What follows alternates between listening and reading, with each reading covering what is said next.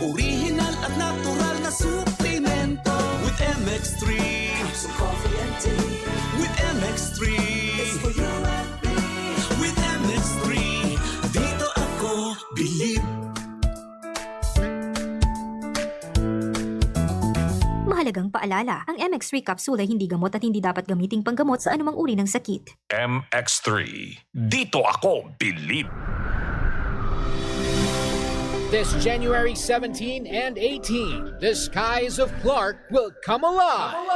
Welcome to Hiraya Festival 2026. Hiraya Festival 2026. Where dreams take flight. 2 days of music, lights, and unforgettable experiences. Some of the biggest Filipino performers: Flo G, Janela, Juan Carlos, Rob Daniel, Earl Agustin, Amiel Sol, Sunkissed Lola, Bandang Lapis, Raya, Quattro Band, and more of your favorite artists. Plus immersive attractions, balloon night glow, drone shows, and paramotor sky performances lighting up the Hiraya sky. One festival, 2 magical nights, endless possibilities. Get your tickets now and be part of the dream. Visit http://hirayaevents.helixpay.ph. Hiraya Festival, January 17 and 18 at Clark Global City. Your dream takes flight here. Wag mo sabihin, radyo! Wag mo sabihin, radyo! Sabihin mo! Sabihin mo! Energy! Energy! Baby Toby!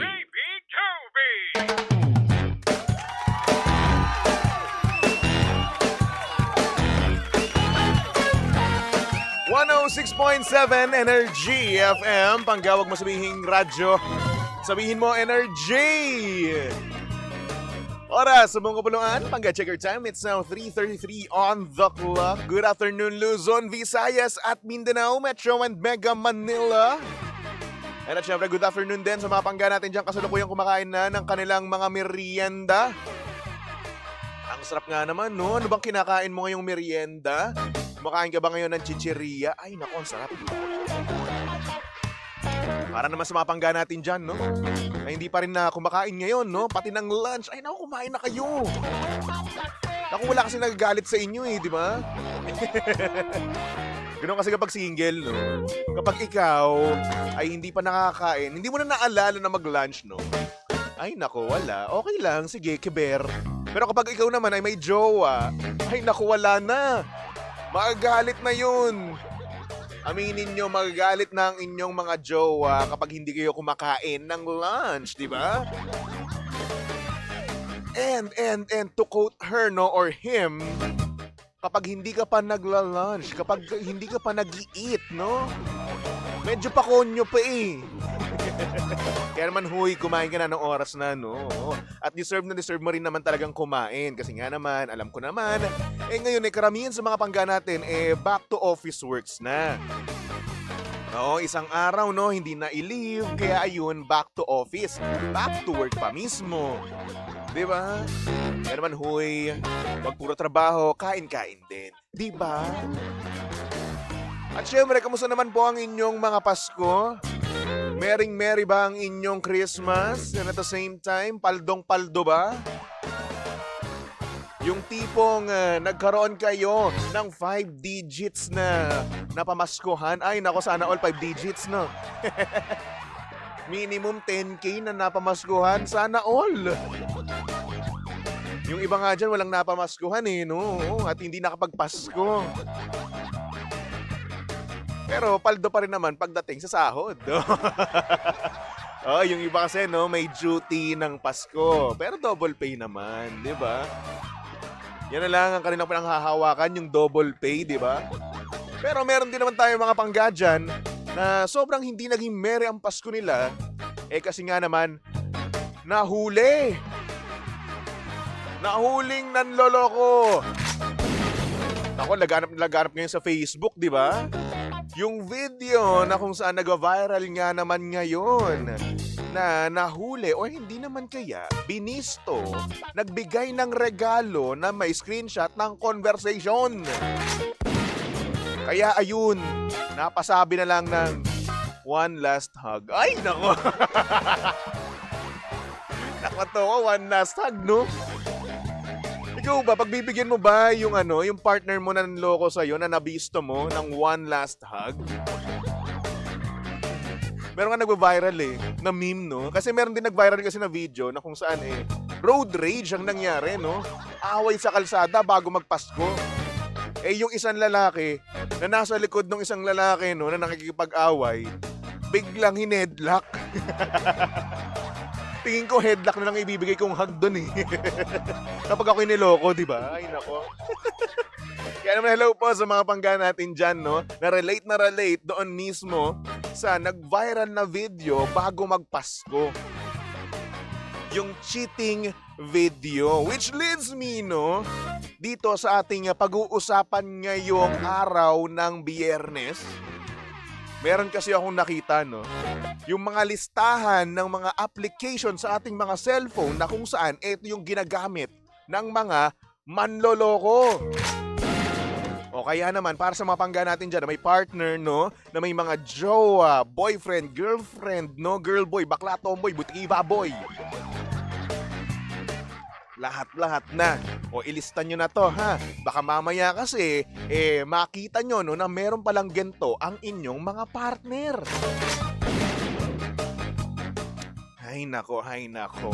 Minsan, ang gagaling pa nga niyong mga yan, na magtago di ba? So anyway, una na sa ating itong listahan, no, mga pangga, I'm sure lahat naman tayo meron ng ganito, di ba? Siguro naman kasi kapag ikaw ay may Facebook, di ba? Automatic na meron ka ring Messenger. Yan ang number 1 sa ating listahan kasi nga naman dito, lahat ng mga manloloko, no?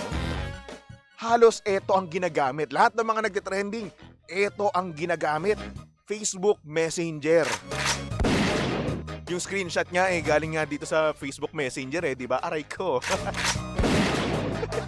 Kasi nga naman, no, ito yung napaka-common, no? Ito yung napaka-common na messaging app nating mga Pilipino, di ba? Kahit saan namang bansa, no? Facebook Messenger, ito yung ginagamit. Mapananay natin, tito, tita, ayan, mga jowa, di ba? Laging dito nag-uusap, di ba? Kasi nga may kasabihan na kapag daw hindi ka sa Messenger kinakausap, ibig sabihin daw nun, isa kang kabit. Totoo ba yun? Ay nako. Pero ito daw kasi no, Messenger, no. Madali lang naman daw ito kung gamitin, basically, no. At ayun na nga, meron nga rin itong end-to-end encrypted chats, no. And at the same time, no, dito kasi, pwede kasing magkaroon ng mga dummy accounts. Diba? Mga dump accounts na kung saan doon nila inilalabas or doon sila kumakausap ng iba. Kaya yan, number 1 yan sa ating listahan. Ang Facebook Messenger. O, tignan mo na yung Facebook Messenger ng ng jowa mo, ng partner mo. Baka mamaya may iba pang accounts doon. Oh. O, si Jimbo, nag-iisip na. Number 2 sa ating listahan, we have Telegram. Telegram nga naman talaga no? Number 2 talaga to. Kung saan ito yung ginagamit ng mga manloloko. Kasi nga naman, mas madali daw dito magtago. Nabisto sa Messenger, eto, pumunta sa Telegram. Kasi nga naman, sa Telegram daw, ay may secret chats features. Diba? That only you and the recipient can access. Ako, alam na. Parang ginawa ng Telegram, no? Parang nga naman manloko, no? Diba? Secret chats, no? Doon pa lang Yung feature pa lang na yun. Alam na. At syempre, hindi lang yan, no? Hindi lang naman yan yung features, no, ng Telegram. Kasi nga dito, no? As per Telegram, messages from this feature cannot be forwarded and users can set messages, photos, videos, and files to self-destruct, diba? Meaning po, pwede po siyang mawala ora mismo. From you and your recipient's device. Ganun po yan. Kaya naman, ayun, etong mga to, ito yung parang go-to, no? kapag hindi na sila, parang kapag nag-overthink na sila doon sa Facebook Messenger, di ba? Telegram. At the same time, no, hindi lang naman dyan ginagamit ang Telegram sa iba pang bagay. Which reminds me, no, na bawal ko nga palang sabihin yun. Pero ayun, basta ayun na yun. At syempre, no, base na sabi lang din ng Telegram, no, itong platform na daw na ito ay may feature din na dual delete functions, allowing users to erase specific messages or entire threads for both parties. So, ibig sabihin, ikaw mismo, pwede mo ring i-delete yung conversation nyo, di ba? Sa device niya at sa device mo rin. Para nga naman, safe na safe, efas na efas, hindi ka mabibisto. At syempre, ito naman, number 3 sa ating listahan, we have WhatsApp, di ba? Dito, konti lang yung mga nakikita kong nag-WhatsApp no? Kaya naman safe din naman daw dito kasi nga naman ang WhatsApp daw ay meron din daw end-to-end encrypted chats. You can also auto-delete messages for everyone. Set specific time, either 24 hours, 7 days, or 90 days. Naku, patay tayo dyan. At meron din ditong sinasabi, na view once. Wow, sa mga photos and videos, no, para nga naman after nung yun, certain na seconds, no, mabubura na kagad, no. O kaya isang click mo lang, tas nakita mo, after nun, wala na. Matik na kagad na delete. At syempre, no, meron din ditong chat lock na kung saan meron din daw na fingerprint at face ID na kailangan.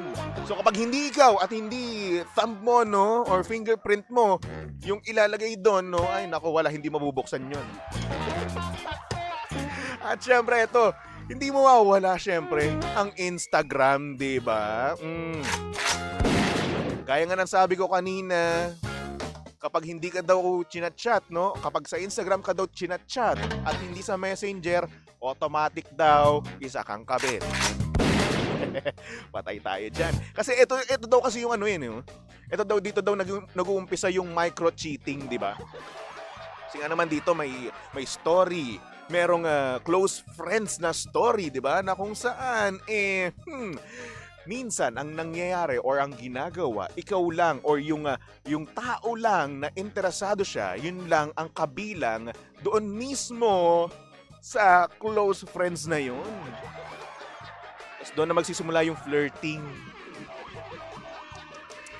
Patay, kadiha. At syempre, dito daw sa Instagram, no, mas mabilis nga daw talaga na makamit ng bagong mga tao kasi nga naman, meron daw silang explore page. Na kung saan, nagpapakita daw sa'yo ng mga post na naaakma sa iyong algorithm. Ngayon, saan mo makikita yung explore page na yon? Doon po yan sa may magnifying glass na icon sa inyong Instagram. Doon nyo makikita kung ano pinapanood, kung ano ang tinitignan ng inyong mga jowa. Kung mga sexy ba, mga anime ba, o mga wrestling NBA, doon. Pero karamihan, puro babae ang mga laman. Ay. Anyway, ayun po ang iba, no, sa ating mga listahan. Unang-una nga po, Facebook Messenger, Telegram, WhatsApp, and Instagram. Kaya ngayon, no, mag-overthink ka na. Lalo na sa Telegram, ay naku, number 1 yan sa mga cheater, di ba? So ngayon, lalo-lalo sa mga lalaki, no, kapag may Telegram niyang lalaki, for sure, no, siguro, meron niyang tinatago doon. Oo. Kasi ngayon sa Messenger, pwede ka na mag-send ng HD na pictures, di ba? So ngayon, kung ginawa pa nilang dahilan, no, para hindi daw bumaba yung yung size or quality ng picture, ay meron ka ng panabla. So, why not coconut, no? Hindi naman sa pinag-overthink ta. Pero what if, no? Na kaya merong ganyan ang iyong jowa or ang iyong partner, no? Baka meron siyang iba. naku po, patay tayo. At minsan no, ang ginagawa natin, natago pa nila yung application na yan. O kaya ikaw, kung hahanap ka mamaya, manghahalughog ka sa mga cellphone nila, no? Eh, galing-galingan mo. Okay? Naghanap nga ngayon kasi yung mga cheating eh, no? Diyos ko, day. Baka mamaya humabol pa kayo, ha? Di pa tapos ang ang 2025, no? Meron pa tayong ilang araw bago mag 2026. Oh. Baka ito yung plot twist na hinihintay mo. Di ba? Ay, naku, ang dami ko na nasabi dito. O siya, magpapaalam muna ako, no? Pansamantala, mga pangga. At magbalik tugtugan nga muna tayo. Para nga naman makapag-zen mode ka muna dyan, no? At makapag-contemplate ka sa mga nasabi kong mga application dahil alam kong nag-overthink ka na. Kaya naman, magbalik tugtugan muna tayo. Tumuntok lang dito sa 106.7 Energy FM. Panggawag mo sabihin radyo, sabihin mo, Energy!